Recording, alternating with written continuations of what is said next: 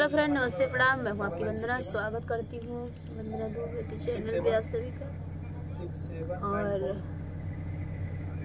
हम लोग एक बहुत प्यारा गाड़ी गीत लेके आए हैं। कैसी लगेगा कमेंट में जरूर बताइएगा।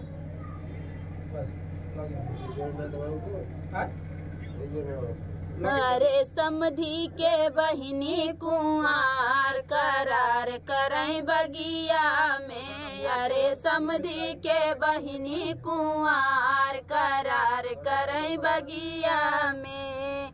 रोज करार करई एक दिन प्यार करई। रोज करार करई एक दिन प्यार करई। अरे खेतवा में काटई रसमाल करार करई बगिया में। अरे खेतवा में काटई रसमाल करार करई बगिया में। अरे समधी के बहिनी कुंवार करार करई बगिया में।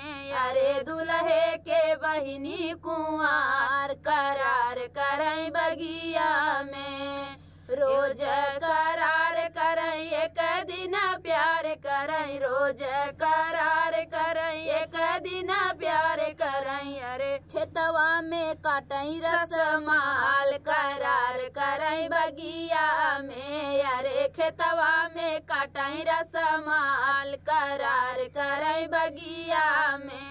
अरे समधी के बहिनी कुंवार करार करई बगिया में। अरे अगुआ के बहिनी कुंवार करार करई बगिया में। रोज करार करई एक दिन प्यार करई। रोज करार करई एक दिन प्यार करई। अरे खेतवा में काटई रसमाल करार करई बगिया में। अरे खेतवा में काटई रसमाल करार करई बगिया में। कुल बरतिहन के बहिनी कुंवार करार करई बगिया में। कुल बरतिहन के बहिनी कुंवार करार करई बगिया में।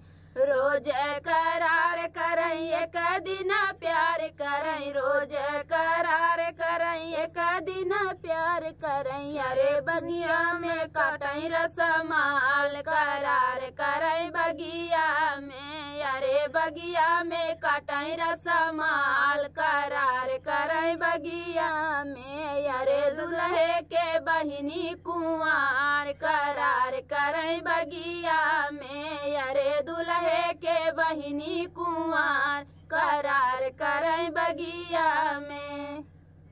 तो फ्रेंड, ये था गाड़ी गीत। आप लोग को कैसा लगा कमेंट बॉक्स बताना। फिर मिलते किसी नए गाने से, तब तक के लिए बाय बाय दोस्तों। और ये फेसबुक पे भी जाएगा, यूट्यूब पे भी जाएगा। आप लोग ढेर सारा प्यारा आशीर्वाद दीजिएगा।